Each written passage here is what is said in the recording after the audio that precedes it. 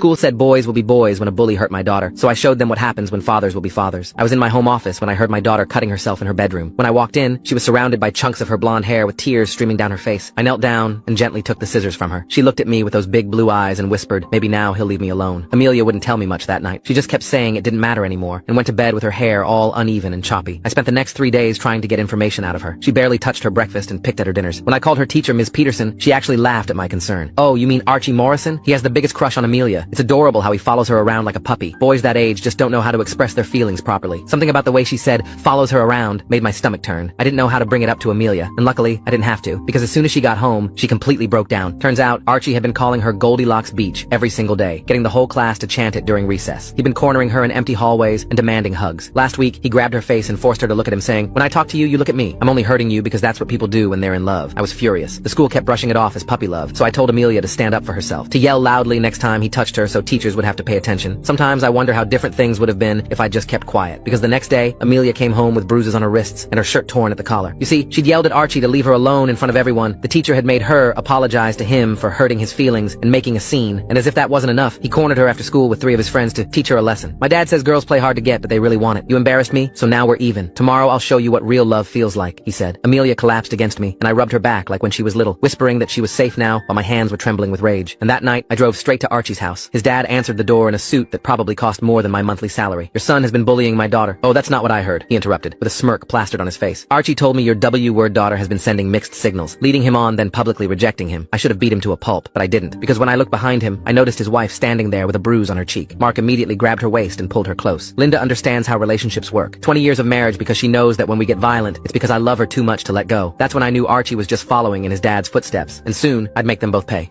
I left their house with my hands still shaking. The drive home took forever because I kept pulling over to calm down. When I got back, Amelia was already asleep, her choppy hair spread across the pillow like broken wings. The next morning, I grabbed my phone and started taking pictures of her bruised wrists. She flinched when I touched them gently to get better angles. I documented every mark, every torn piece of clothing. Then I went through her backpack while she ate breakfast and found crumpled notes shoved deep in the front pocket. My stomach dropped as I read them. You're mine, written over and over in messy handwriting. Stop ignoring me or else. One had a crude drawing of a girl with X's over her eyes. I spread everything out on the kitchen table and took more photos. Amelia watched me silently, pushing cereal around her bowl. When I asked if there were any text messages, she shook her head, but wouldn't meet my eyes. Something told me there was more she wasn't sharing yet. That afternoon, the principal called. Not about Archie, but about Amelia. Mr. Thompson, I'm concerned about your daughter's behavior. She's been very disruptive lately, seeking negative attention. Have you considered counseling? Sometimes children act out when they're struggling at home. I gripped the phone so hard my knuckles went white.